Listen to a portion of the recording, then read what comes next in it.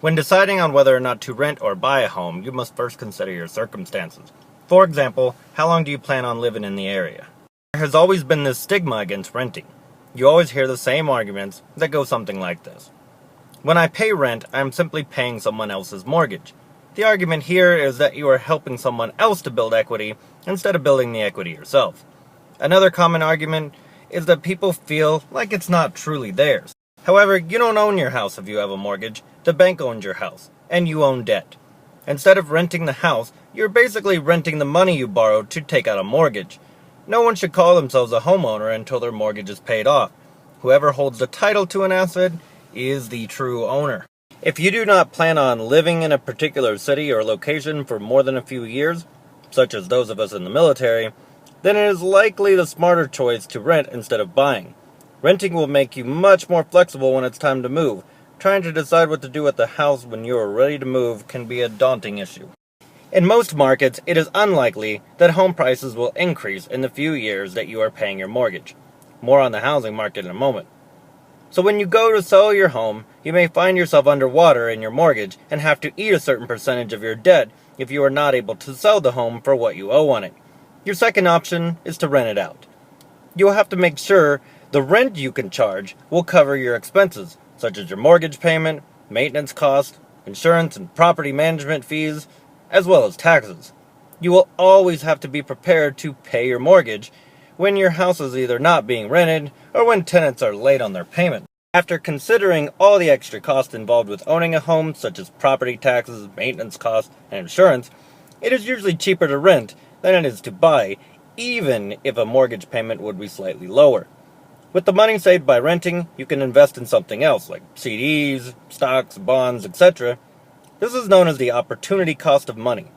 So taking into account this opportunity cost, coupled with not having the debt burden of a mortgage, I believe makes renting an attractive option to consider.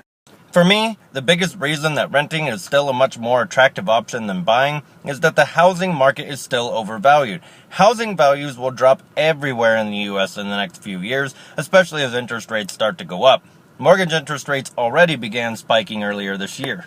The economy is not any more productive than it was when the crash began. Average Americans are not better off today than they were when the housing crash happened, and in most cases they're actually worse off.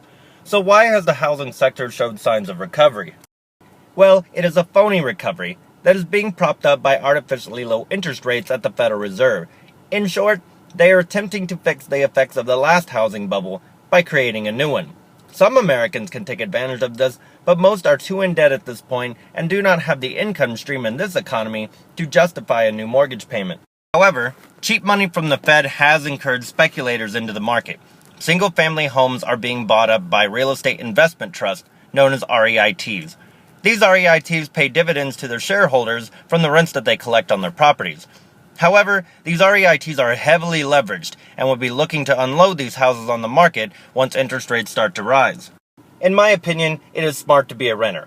But in the near future, when there are a ton of houses on the market for rent, it will be great to be a renter. Increased competition will put downward pressure on rents, even as inflation increases.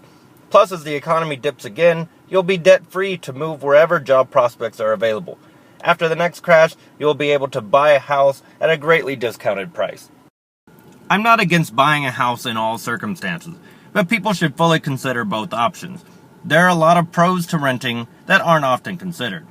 Also, if you buy a home over the next few years, you're likely going to overpay, as housing prices will begin falling soon after.